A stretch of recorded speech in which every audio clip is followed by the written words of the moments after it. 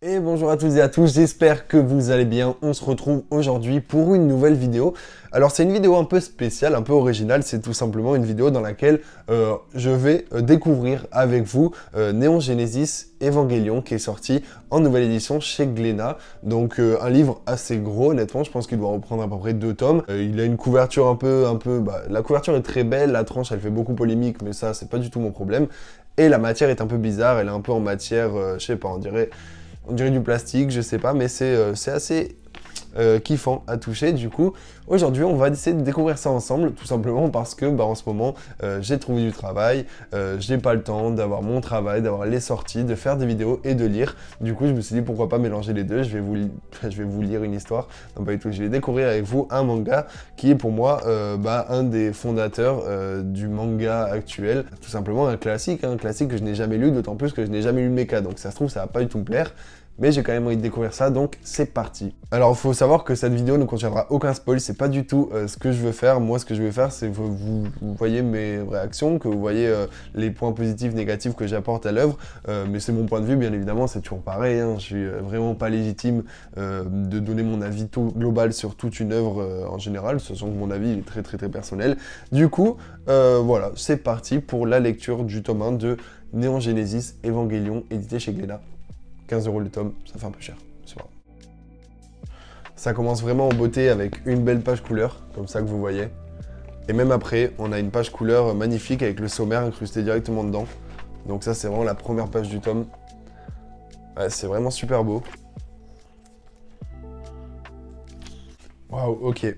Bon, je viens de finir le chapitre 1. Et bon, c'est un avis vraiment ridicule sur un chapitre. Mais la lecture est incroyablement agréable. Déjà, les pages et la qualité du papier, c'est formidable. C'est vraiment le top. Glénat nous a vraiment pas chié à la gueule du tout. Donc quand je vous disais que ça coûte 15 €, pour le coup, là, c'est incroyablement respecté le prix, entre guillemets, par la qualité du papier. Les dessins sont incroyables. J'ai pas forcément envie de vous en montrer pour le moment parce que j'ai pas envie de vous spoil. Je vous montrerai s'il y a vraiment des planches qui peuvent ne pas vous spoil, juste un paysage ou quoi. Mais voilà, l'action, vraiment, on commence l'histoire dans l'action, vraiment. On s'ennuie pas du tout. C'est pas du tout une mise en. J'ai commencé par exemple Eden, et Eden ça fait que parler, que parler, que parler. Alors du coup on commence quand même, on sait que ça va devenir lourd, etc. Mais là pour l'instant c'est formidable, il y a vraiment rien à lire. Donc c'est pas formidable parce qu'il y a rien à lire, mais c'est parce que ça c'est fluide en fait, c'est fluide. On comprend tout dès le premier chapitre, alors qui sont les anges, qui sont les méchants globalement, qui sont les gentils. On a vraiment une présentation hyper fluide aussi du personnage principal qu'on connaît pas, mais que du coup on sait très bien qu'on va s'attacher à lui. On sait très bien qu'il n'est pas comme les autres non plus. Et à la fois le chapitre finit sur vraiment un climax. Genre c'est le premier chapitre et il y a déjà un suspense créé autour voilà, du père du personnage, etc. Un autre personnage féminin qu'on ne connaît pas mais qui a l'air tout à fait badass, etc. Donc c'est hyper cool pour l'instant ce que rejette cette série. Moi j'ai vraiment kiffé ce premier chapitre au niveau des personnages, de l'action, etc. Des dessins surtout qui sont formidables. Et voilà, on continue tout simplement. Ouais, ça va hyper vite, vraiment. Tout va hyper vite. On comprend directement ce qu'est Evangelion. Il y a souvent plein de mangas où tu comprends pas pourquoi direct, pourquoi direct le titre du manga, etc. Là, tout est présenté, des intrigues qui sont respectées, tout va hyper vite. Ça parle un peu beaucoup, mais pas trop non plus. Vous voyez, regardez, c'est à peu près des planches comme ça. Donc, il y a un peu de lecture, mais c'est pas non plus incroyable. On commence directement dans une situation hyper catastrophique, hyper critique, de l'action. Ouais, c'est incroyable. Je kiffe vraiment pour l'instant les 20 pages que j'ai lues. Ok, c'est vraiment des planches, mais splendides, quoi. Vraiment, regardez, découvrez ça. C'est vraiment incroyable. Avec la qualité du papier, le format, c'est tout simplement formidable. C'est magnifique. Ouais, ça fait vraiment penser à Pacific Rim. J'imagine que les créateurs de Pacific Rim se sont vraiment beaucoup inspirés de Evangelion, ça me fait aucun doute. Ok, donc le chapitre 4 est fini. Vraiment, là, ça y est, le personnage principal est au devant de la scène. L'introduction, vraiment, je pense, de l'histoire est bientôt finie. Là, vraiment, on arrive sur la première scène principale du héros. C'est hyper bien, hyper entraînant pour le coup. Et je pensais pas du tout que ça allait être aussi rapide. J'associe très mal les anciens mangas à des mangas avec peu de lecture, etc. Pour moi, c'est justement l'inverse. On parle souvent, après, les anciens mangas que j'ai, c'est Eden et 20th Century Boy. qui du coup vraiment blablate beaucoup. Après, je pense que c'est plus vieux, mais je sais pas. Mais en tout cas, c'est hyper cool, hyper bien pour le moment. Le chapitre 4 va être incroyable, je pense.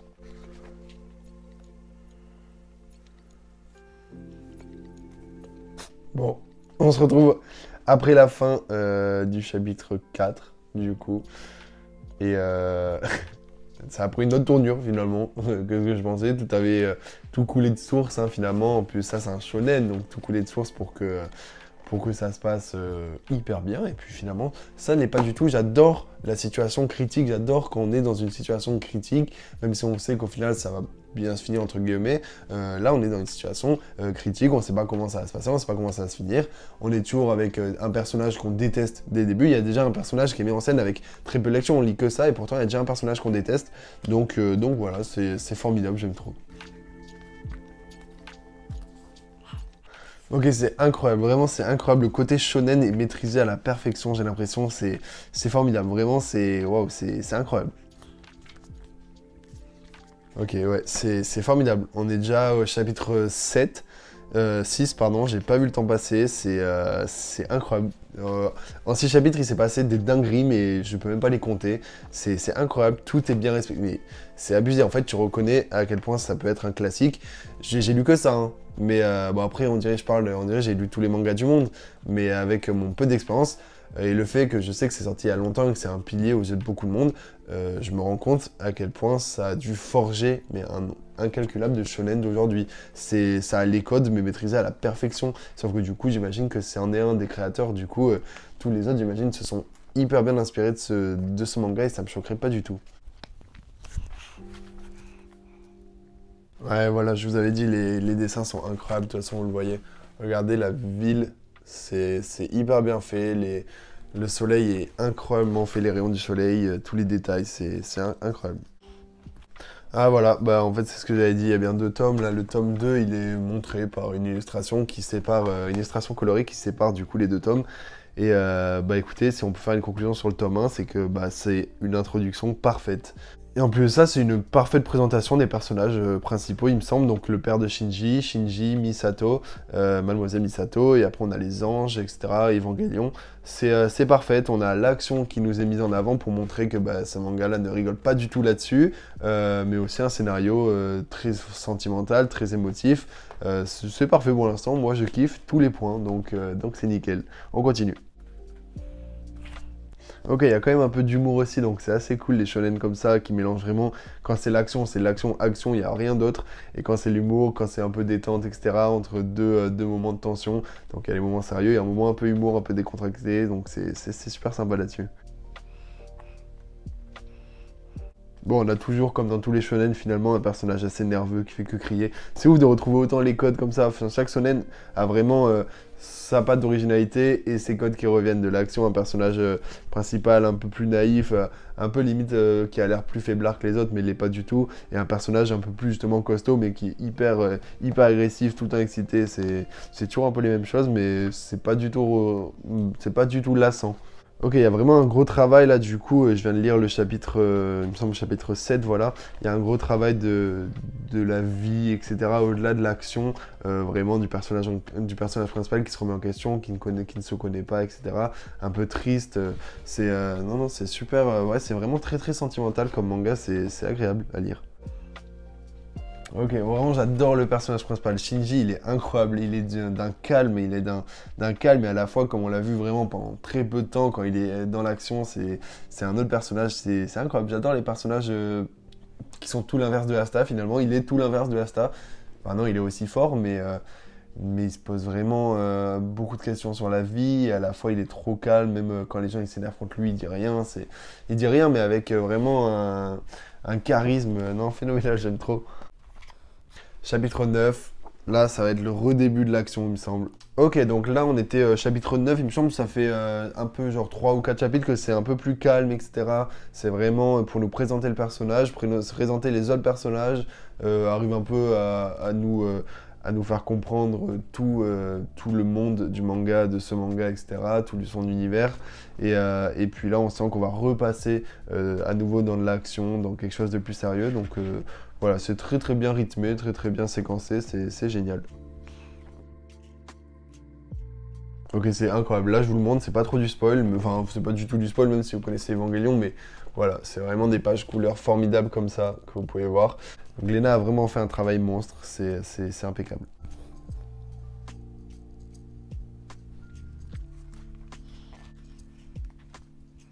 Pouah, il y a vraiment une image, mais c'est incroyable.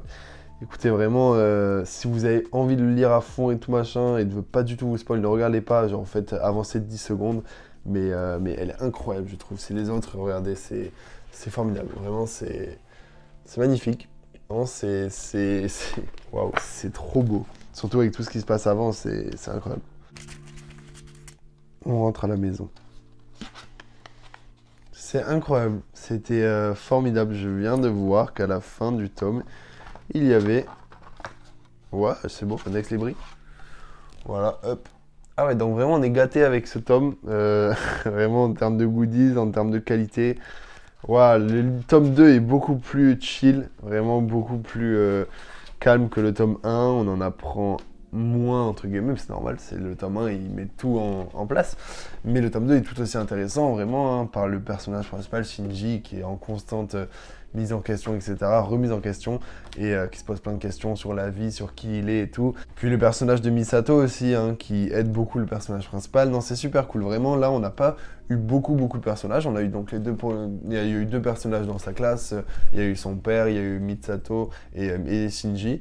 Et voilà, c'est fou. Vraiment, c'est fou. J'ai adoré. Alors, vraiment, je m'attendais pas du tout à ça. Je m'attendais vraiment à un truc déjà un peu plus vieillot, un peu plus cliché, genre vraiment les combattants de l'espace, etc. Non, là, pas du tout. C'est une énorme surprise. Vraiment, je suis agréablement surpris. Chaque chapitre a vraiment son rôle. Le premier chapitre de nous introduire vraiment dans l'univers, le deuxième de mettre en avant le personnage principal, etc. Et jusqu'au dernier chapitre, du coup, je vais pas vous spoiler, mais qui relance un peu l'histoire. C'était formidable à suivre et vraiment, du coup, je continuerai bien sûr, bien évidemment, cette œuvre. Il n'y a pas de problème là-dessus, mais en tout cas, je peux aussi très bien comprendre pourquoi à l'heure actuelle c'est devenu un manga, un pilier finalement du manga. C'est explicable par tous les codes qui sont repris par de nombreuses séries qui sont sorties plus tard. Non, c'est formidable, vraiment, j'ai adoré cette lecture, donc voilà, d'autant plus que j'ai adoré le lire devant mon téléphone, parce que avec mon téléphone qui filme, déjà, l'aspect de chaque chapitre, un peu vous dire mon ressenti, etc., ça me fait me focus bien sur la lecture, et en plus, il n'y a pas mon téléphone, je le touche pas, etc., j'étais vraiment plongé dedans, et c'était formidable, donc je vous invite de fou à le lire. Et voilà, j'espère que ce petit concept vous aura plu, j'espère que ça vous aura donné envie d'acheter ce tome. 15 € ça peut faire peur, mais la qualité est vraiment là. Il y a l'ex libri, il y a tout, donc foncez là-dessus, n'hésitez pas du tout une seconde. Sauf si vous n'êtes pas fan de mecha, mais même ceux qui sont pas fans, moi je sais pas, j'en ai jamais lu. Et pourtant, ça m'a pas du tout dérangé. Donc voilà, n'hésitez pas en tout cas si vous avez des questions un peu sur la lecture et quoi, ou alors si vous avez des tomes à me conseiller comme ça, en tout cas, c'était un plaisir. J'espère qu'il y aura beaucoup de rééditions comme ça d'anciennes licences que j'ai envie de redécouvrir. Mais voilà, c'était Couré Manga. On se retrouve la semaine prochaine pour une nouvelle vidéo. Ciao!